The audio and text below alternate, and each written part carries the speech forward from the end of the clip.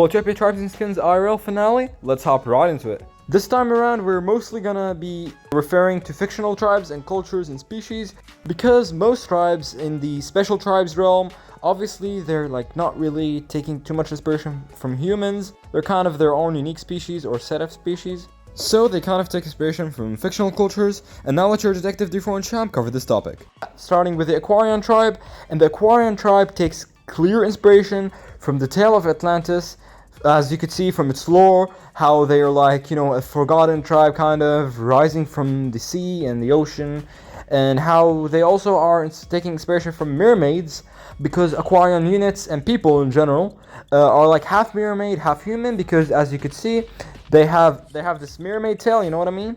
So basically, Aquarion are taking inspiration from both the tale of Atlantis and mermaid species.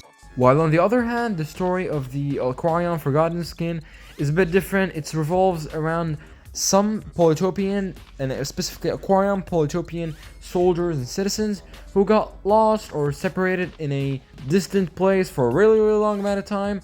And so that led to them obviously evolving differently and stuff like that. So if there's any sort of fictional stories that could be like kind of similar to this specific story, feel free to drop it in the comments and share your opinion on this, especially like these special tribes. It's kind of flexible, but there's definitely all special tribes. There's a few things they mainly take inspiration from. Now hopping on to the Elyrion tribe. The Elyrion tribe mainly takes inspiration from elves and dragons. Elves, obviously, from the design of the Elyrion, they have elongated ears, and so they obviously take inspiration from the fictional species of elves. And for dragons, you could see the Polytopian Elyrion, they basically hatch dragons as their super unit within the game, and so that is fictional. Takes inspiration from the fictional species of dragons, we all know. And for their Midnight skin, it's more of a dark and loyal version of the Elyrion, basically.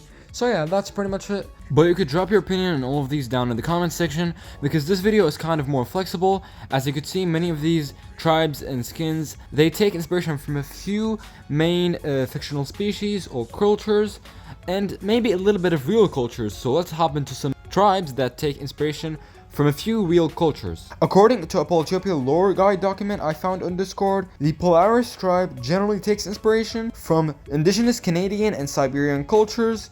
So yeah, I could probably see that. For both of these cultures are more northern parts of the world, so these areas are more cold. So the design of the normal Polaris citizens, excluding the Gami and all of the other special units the Polaris have, it definitely makes sense that the Polaris could take inspiration from both of these unique cultures in real life. So I think that's pretty cool. And for the Solaris skin, it's actually pretty much the opposite of the Polaris skin. So instead of its main element / characteristic being ice, the Polaris tribe is mainly focused on being an icy tribe and a cold tribe. The Solaris skin is a warm tribe. It has fire, and it's pretty much the opposite of the Polaris. So if there's any sort of things that may take inspiration from that, drop it in the comment section as well. And moving on to the final tribe of the series and the final tribe of this video. This was a really cool series, and that's gonna be the Cymanti tribe. The Cymanti tribe takes inspiration from bugs, which are, well, a real-life species.